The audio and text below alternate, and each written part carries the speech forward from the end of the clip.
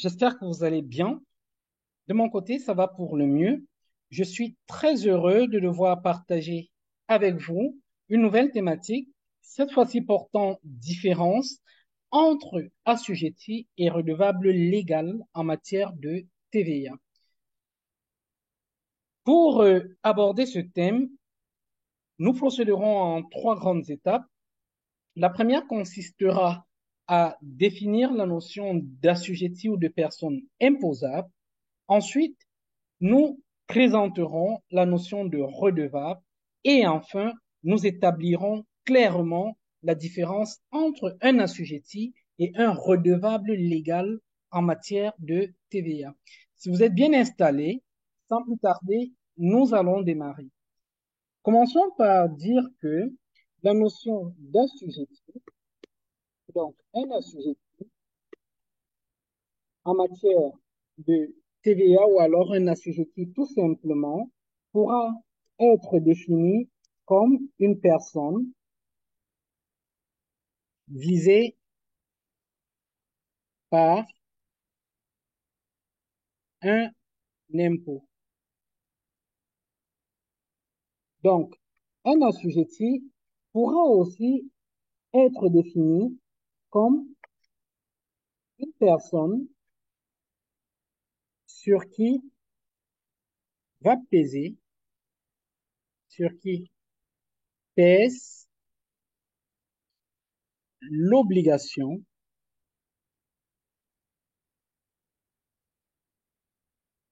de s'acquitter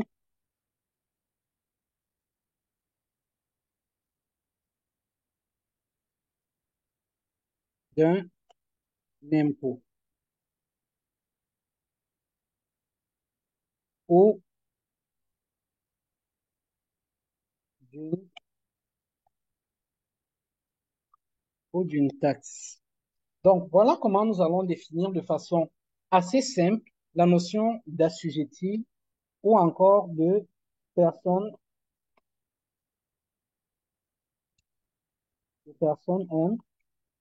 imposable. Donc, un assujetti ou une personne imposable, ce sera une personne visée par un impôt. Ce sera aussi une personne sur qui pèsera l'obligation de s'acquitter d'un impôt ou d'une taxe, d'un droit ou d'une taxe. D'accord? Et il faudra simplement retenir que généralement, en fonction des impôts, la notion d'assujettissement va être définie par ce qu'on va appeler le champ d'application. Donc, c'est le champ d'application qui va définir plus clairement les conditions dans lesquelles une personne pourra être considérée comme un assujetti. Dans le cas de la TVA, ce sera l'article 125 du CGI camerounais. D'accord? Très bien. Donc, j'espère que nous avons compris ce que c'est que un assujetti ou une personne imposable. Nous allons rentrer un peu plus en profondeur pour parler cette fois-ci de la notion de redevable. Nous allons dire que la notion de redevable, en réalité, est une notion euh, qui va simplement venir étaler le niveau d'habilitation des assujettis. Donc, on va dire que la notion de redevable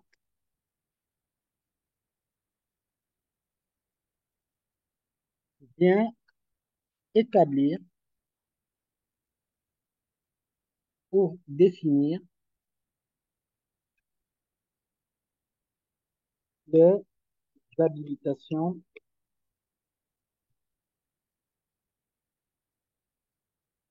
d'un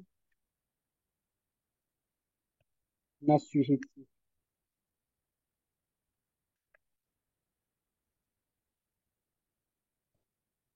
D'accord? Donc, la notion de redevable va être une notion qui viendra simplement définir le niveau d'habilitation d'un assujetti. Par conséquent, on dira par exemple que certains assujettis d'accord, seront habilités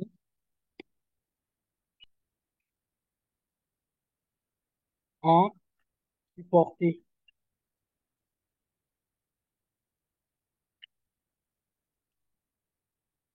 l'impôt. D'accord? Ce type, certains seront habilités à supporter l'impôt et seront appelés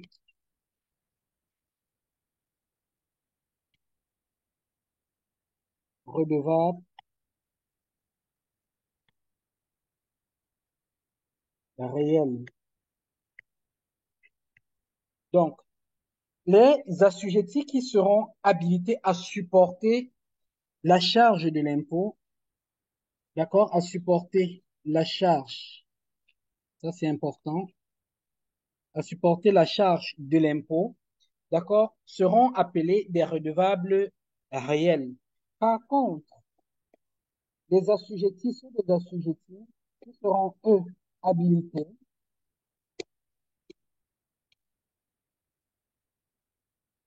à reverser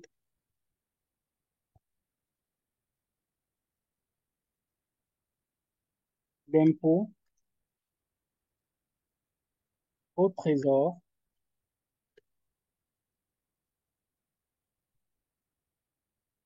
seront dits redevables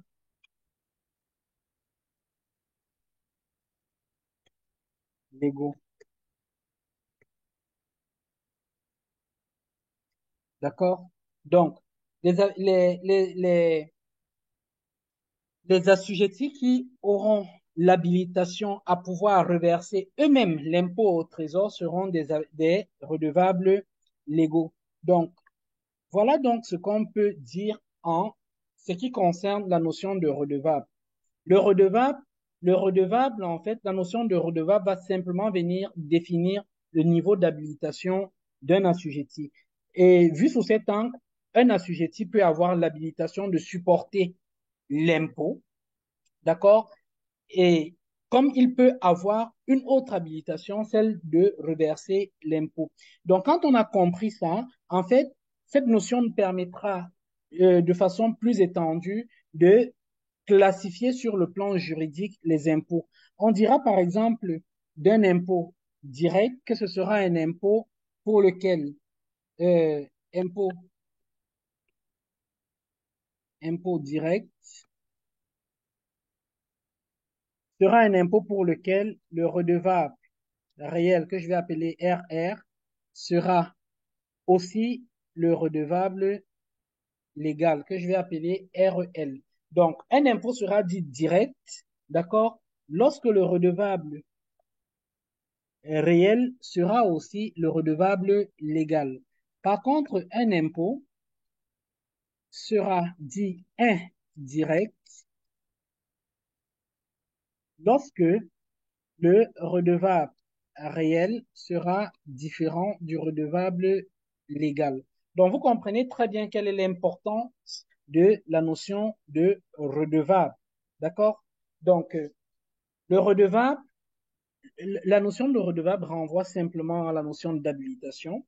D'accord? Les assujettis peuvent avoir l'habilitation de supporter la charge de l'impôt et ou d'être habilité à reverser l'impôt au trésor. Dans le cas où un redevable pour un impôt, un redevable est habilité à supporter la charge de l'impôt et à reverser cet impôt au trésor, on dit de cet impôt que c'est un impôt direct.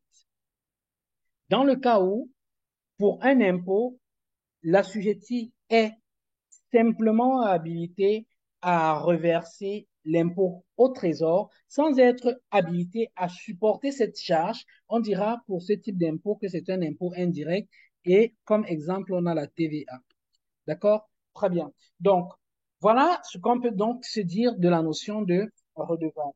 Si cela est bien compris, nous allons terminer ce point en définissant donc clairement ce que c'est qu'un assujetti et un redevable légal en matière de TVA. Donc, en matière de TVA, selon l'article 125, on dira simplement un assujetti à la TVA,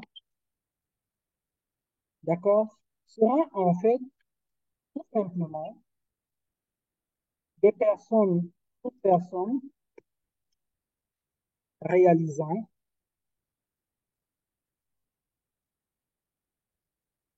à titre habituel et indépendante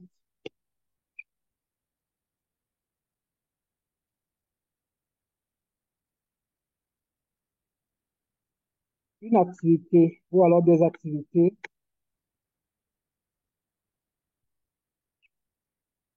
économiques ou des opérations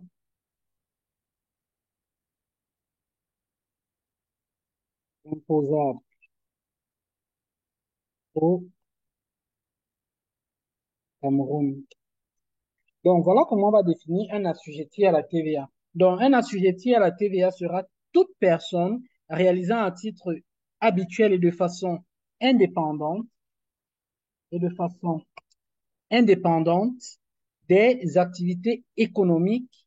Et une activité économique s'entend simplement être une activité lucrative. Donc, on peut avoir le commerce général, l'import, l'export, l'extraction minière, la production, et j'en passe, il y en a de nombreuses.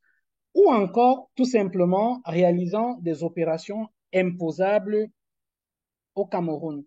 Et on a dit que, parlant d'opérations imposables, ils étaient clairement définis par l'article 127 du Code général camerounais. D'accord? L'article 127 pour les opérations imposables, l'article 128 pour les opérations exonérées en matière de TVA. Donc, et finalement, lorsqu'on a très bien compris cela, d'accord, il ne nous restera donc plus qu'à faire le lien avec le redevable légal. Donc, de ces assujettis, en fait, de ces assujettis, seuls ceux relevant du régime réel d'imposition,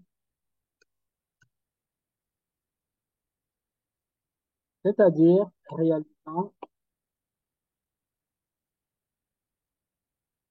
un chiffre d'affaires annuel hors taxe supérieur ou égal à 50 millions, d'accord, seront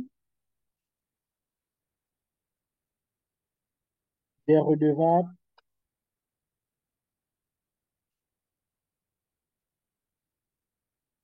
légaux en matière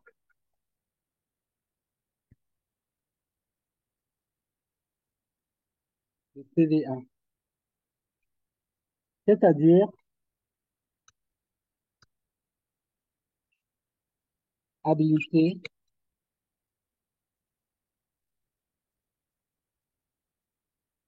à facturer,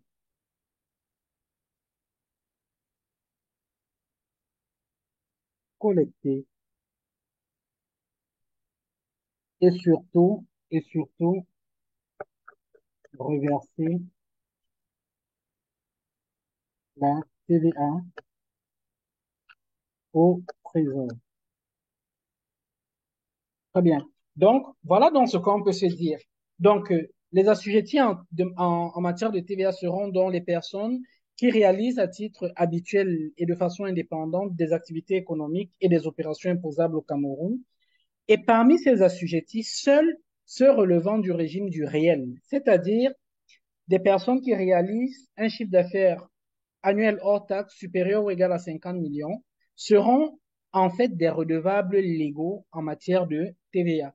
Donc, Seules les personnes relevant du régime du réel seront habilitées à facturer, à collecter et à reverser la TVA. Donc, j'espère que là, tu fais nettement la différence entre la notion d'assujetti ou de personne imposable à la TVA et la notion de redevable légal.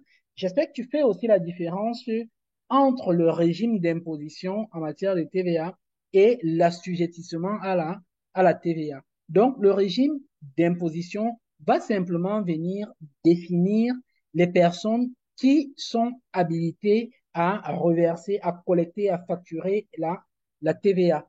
Ce n'est pas le régime d'imposition qui, en fait, définit l'assujettissement à la TVA. Et ça, c'est ce qu'il faut retenir. Très bien, j'espère que cette vidéo vous a été utile. Si c'est le cas, il ne nous reste plus qu'à vous demander de vous abonner dès maintenant, de nous laisser un pouce bleu si vous aimez la vidéo. Surtout, vos commentaires, vos impressions sur cette vidéo, vous nous la laissez en commentaire ou encore si vous avez des questions, ne manquez pas de nous faire de nous laisser en commentaire vos questions. Et naturellement, nous vous prions de pouvoir partager au maximum cette vidéo afin de nous permettre de développer davantage notre chaîne. Sur ce, nous vous souhaitons de prendre soin de vous dans l'intervalle et un gros ciao, à bientôt pour une prochaine vidéo. Au revoir.